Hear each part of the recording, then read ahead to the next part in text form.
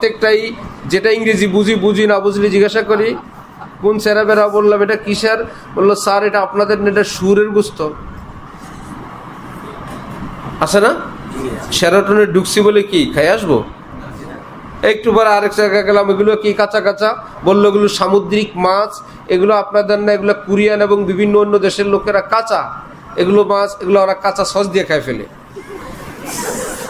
ওরা তো পোকাও খায়, আস্ত তেলা পোকা ধরে নাকি সস দিয়ে খায় ফেলে। ফ্রাই করলে যেরকম কড়কড়া হয়, তেলা পোকা তো এমনি কড়কড়া দেয়।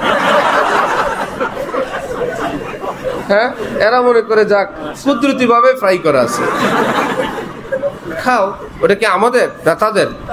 বাজারে থাকলেই খাওয়া লাগবে, যারটা তুমি খাও। রোজার দিনে কি খাবার পৃথিবীতে থাকে না, হাতের কাছে থাকে না? রোজাদার খায় না কেন? আমি রোজাদার, আমি খাবো না। সুযোগ থাকলেও খাবো না, মনে চাইলেও খাবো না, চান্স থাকলেও খাবো না, সব সুযোগ সুবিধা গ্রহণ করা থাকলেও খাবো না। ঠিক এমন একটা সমাজে আমরা আছি, আমাদের জীবনের, আমাদের এলমি জীবনের, আমাদের উন্নত ভবিষ্যতের বিপরীত বিধ্বংসী অনেক কিছু হাতের কাছে থাকবে। আমি তো ভাই না, জব नहीं हो किसी का तो क्यों हो किसी का, আমি তো তোমাদের কারো না ভাই, उन्हीं का हुआ जा रहा हो, सारा जहां खिलाफ हो परवाह न चाहिए, मद्दे नजर तो मर्जिए जाना ना चाहिए। আমি তো ছুটছি ভাই, আমাকে থামাবা না। হটো মেরি নজরোं से আমওয়াজে রঙ্গি, এ পৃথিবীর রূপ লাবণ্যের ঢেউ তরঙ্গবালারা সরো আমার সামনে থেকে। গুনার আহ্বানকারীরা সরো।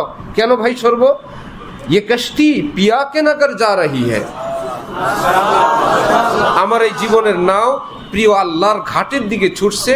আল্লাহর ঘাটের আগে কোথাও থামবে না, থামানোর চেষ্টা করবে না, সরো।